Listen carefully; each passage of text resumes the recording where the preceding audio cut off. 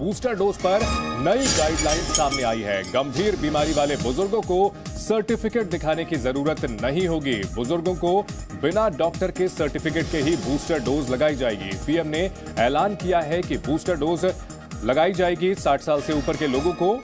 और एक और अहम बात इसमें नई गाइडलाइन में आई है कि जो गंभीर बीमारी से ग्रस्त बुजुर्ग हैं, उन्हें बूस्टर डोज के लिए सर्टिफिकेट दिखाने की जरूरत नहीं होगी।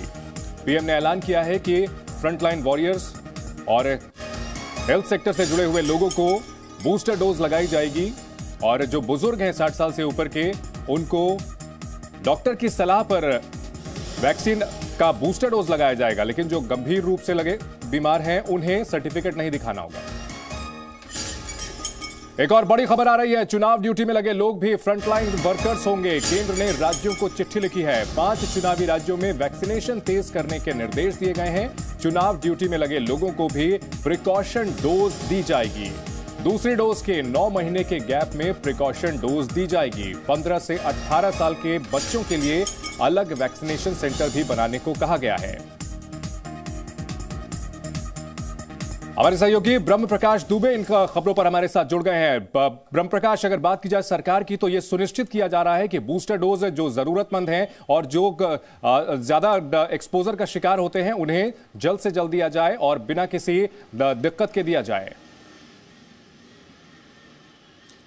बिल्कुल चंदन, देखिए आज स्वास्थ्य मंत्रालय की तरफ से शर्तों में कुछ ढील दी गई है। कहें कि जो कंडीशंस लगाई गई थी, खासतौर से 60 साल के ऊपर के उम्र के लोग जो गंभीर बीमारियों से पीड़ित हैं, उनके लिए पहले ये कहा गया था कि उनको डॉक्टर्स की तरफ से पर्ची लिखवानी होगी, यानी वहाँ से डॉक्टर की सलाह लेनी होगी और उसी प्रेस्क्रिप्शन के आधार पर उनको प्रिकॉशन डोज मिलेगी। लेकिन अब कहा गया है कि वो डॉक्टर से सिर्फ सलाह लेके, और अब ज़रूरत नहीं है कि वो प्रेस्क्रिप्शन ले जाएँ, डॉक्टर की सिफारिश की पर्ची ले जाएँ, तो उसकी ज़रूरत नहीं है। अब वो सीधे अपने रजिस्ट्रेशन के आधार पर प्रिकॉशन डोज लगवा सकते हैं, या तो डायरेक्ट वैक्सीनेशन केंद्र पर जाकर सीधे वहां पर वैक्सीन लगवा सकते हैं, या पहले से रजिस्टर्ड कर सकते हैं।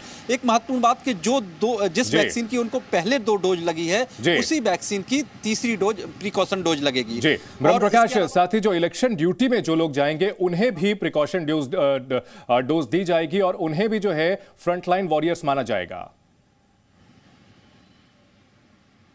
बिल्कुल, देखिए राज्यों को चिट्ठी लिखी है स्वास्थ्य मंत्रालय ने, जिसमें कहा है कि खासतौर से 5 राज्य जिनमें विधानसभा के चुनाव होने हैं, उनमें कहा गया है कि जो लोग चुनाव ड्यूटी पर तैनात होंगे वो फ्रंटलाइन वर्कर की तरह ट्रीट किए जाएंगे और उन्हें प्रिकॉशन डोज दी जाए उसी कैटेगरी में जिस कैटेगरी में बाकी फ्रंटलाइन वर्कर को दी जाती है। इसको लेकर तमाम राज्यों को चिट्ठी लिखी गई है, लेकिन खासतौर से 5 राज्यों को कहा गया है कि जिला स्तर पर वो इसकी निगरानी करें कि इनको भी वैक्सीन उपलब्ध कराई जाए। और बाकी सारे राज्यों को यह कहा गया है कि बच्चों को जो वैक्सीन दी जानी है, उसको लेकर खासतौर से हिदायत। बहुत शुक्रिया ब्रह्म प्रकाश इस पूरी जानकारी की।